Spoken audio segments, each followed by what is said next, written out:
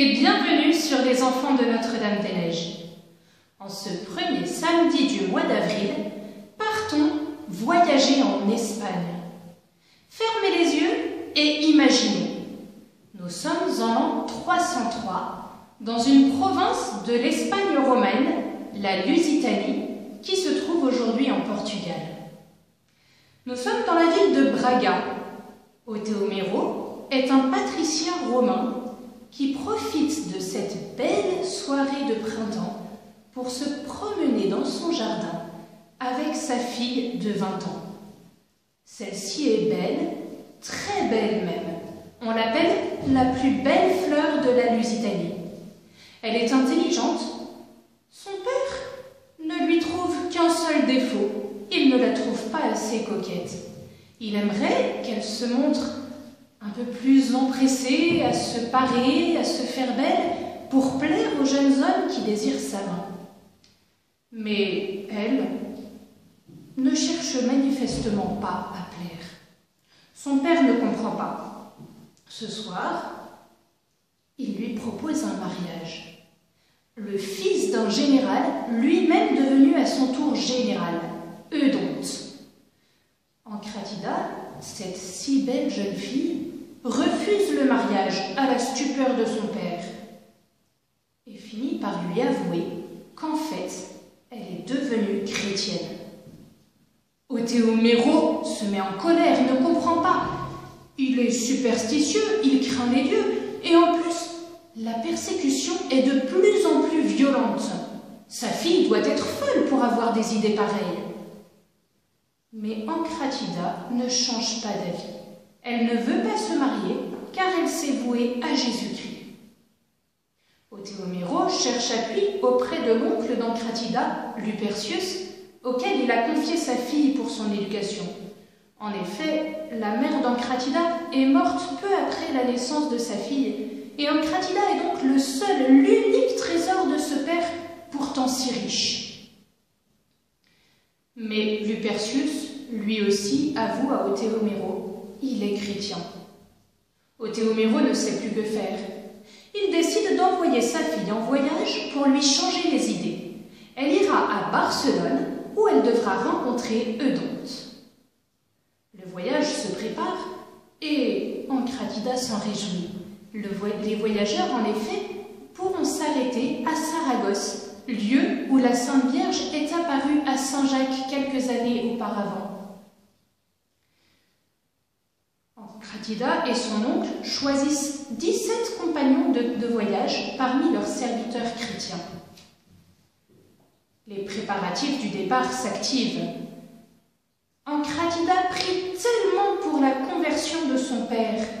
Elle a le pressentiment qu'elle ne le reverra plus et ne peut se résoudre à le laisser dans les ténèbres du paganisme. Otheomero, impressionné malgré lui propose alors un marché. Si tu résistes au charme du monde et aux persécutions que rencontrent les disciples de Jésus-Christ, alors je croirai. Ancratida est folle de joie. Elle est sûre de résister au charme du monde qui ne l'attire guère. Quant aux persécutions, elles lui ouvriront la porte du ciel. Pourquoi les redouter? C'est donc le départ. La petite troupe arrive à Saragosse. Là, elle ne manque pas d'attirer les regards.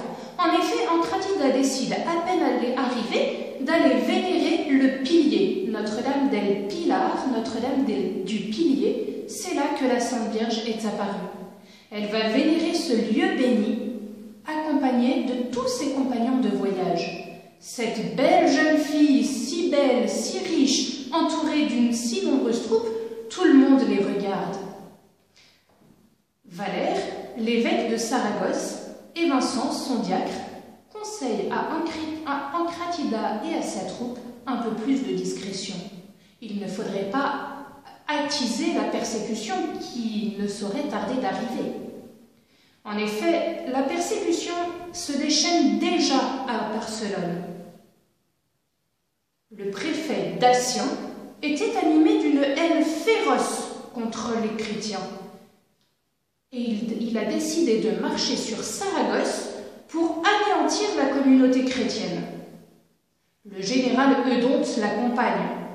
Ce beau jeune homme, riche, habitué aux flatteries et au succès, était très orgueilleux.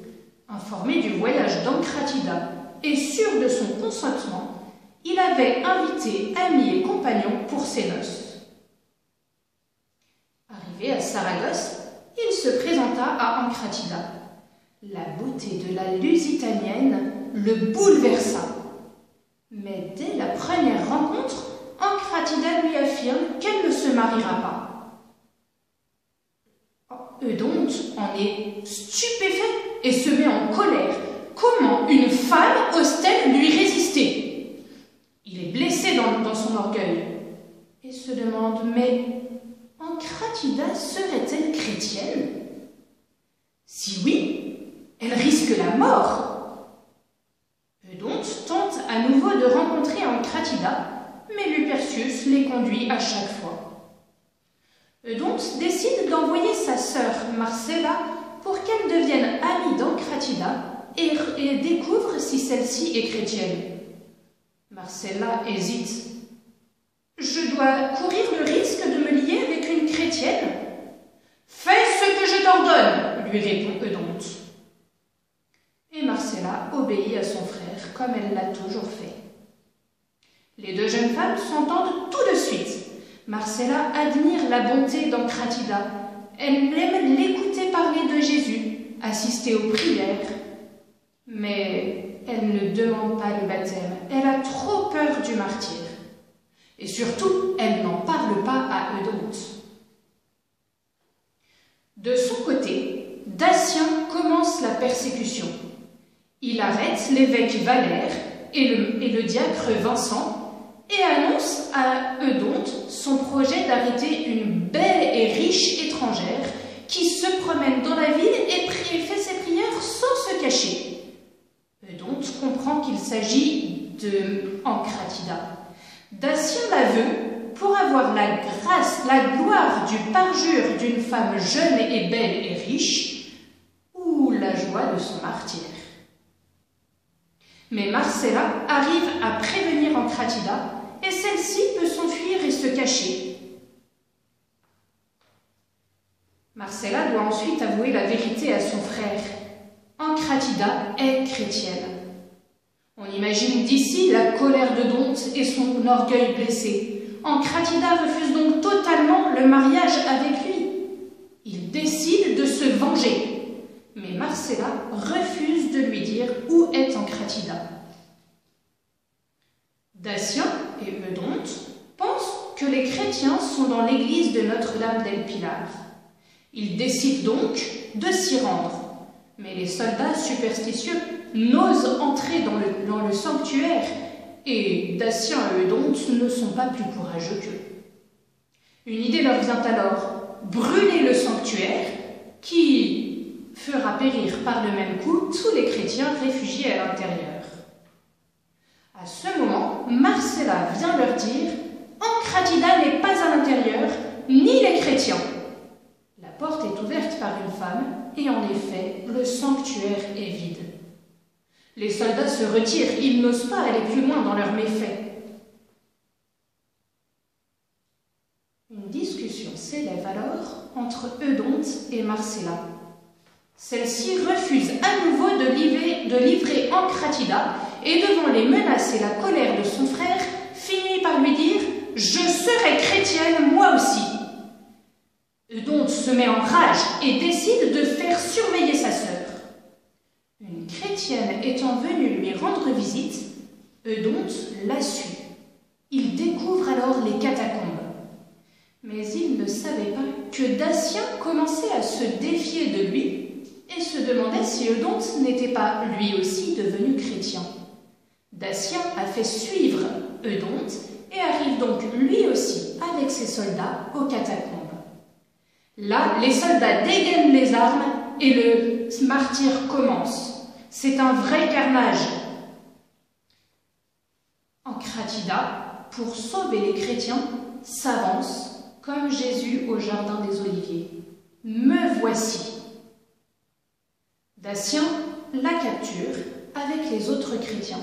Le massacre s'arrête donc, mais tous les chrétiens sont emmenés en prison.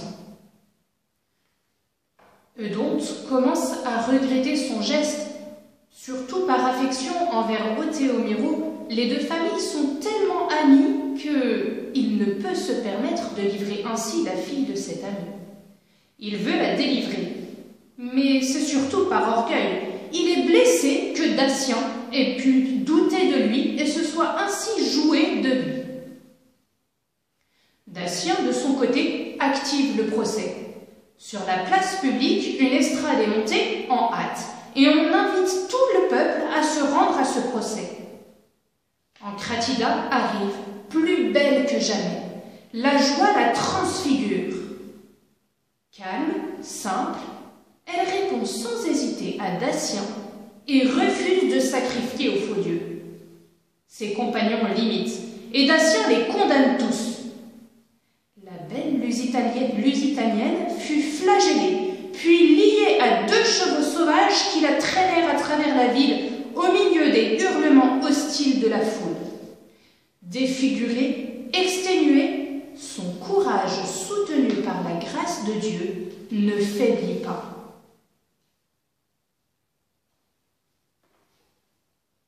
Eudonte, ne sachant pas encore les tourments qu'endurait Encratida, se rend auprès de Datien pour tenter de la venger et d'obtenir réparation des soupçons de Datien contre lui.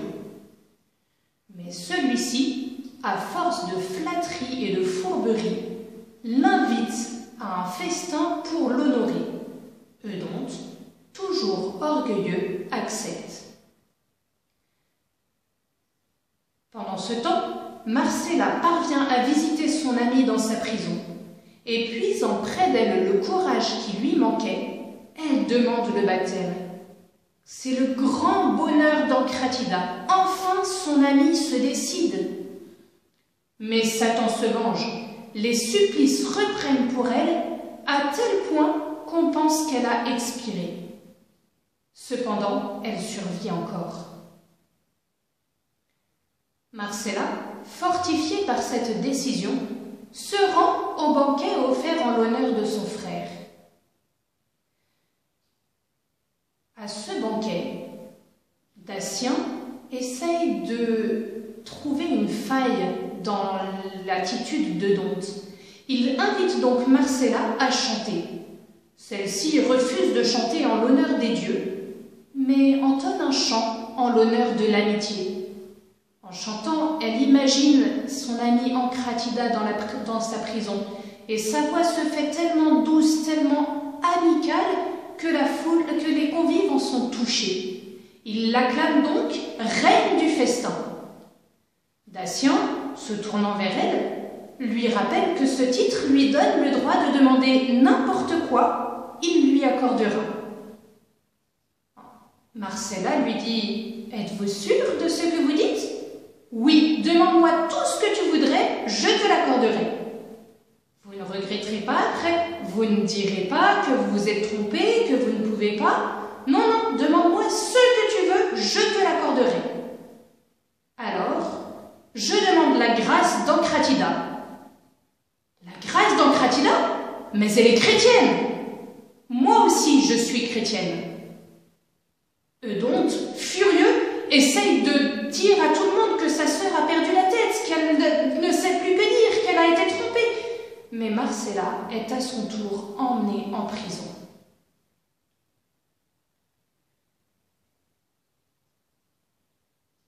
Elle fut baptisée dans la prison, près d'Encratida. À ce moment, Eudonte entra, porteur d'une lettre d'Othéomiro. Il espérait qu'Othéomiro annonce à sa fille qu'il venait la délivrer ou qu'il fallait qu'elle renonce. Mais Othéomiro, au contraire, disait à sa fille sa grande joie de s'être convertie à son tour. Et la lettre était terminée par un ami d'Othéomiro qui annonçait son martyre. À ce moment, Datien entre aussi dans la prison. Ayant fait évacuer, il n'était pas normal que tant de monde se trouve dans la prison d'une chrétienne, il essaya encore de nouvelles tortures pour arracher l'apostasie d'Ancratida. Mais celle-ci, jusqu'à son dernier souffle, résista. Devant son refus, malgré son état, il ordonne sa mort et celle de Marcella. Ces deux âmes sont donc réunies pour toujours dans la béatitude éternelle.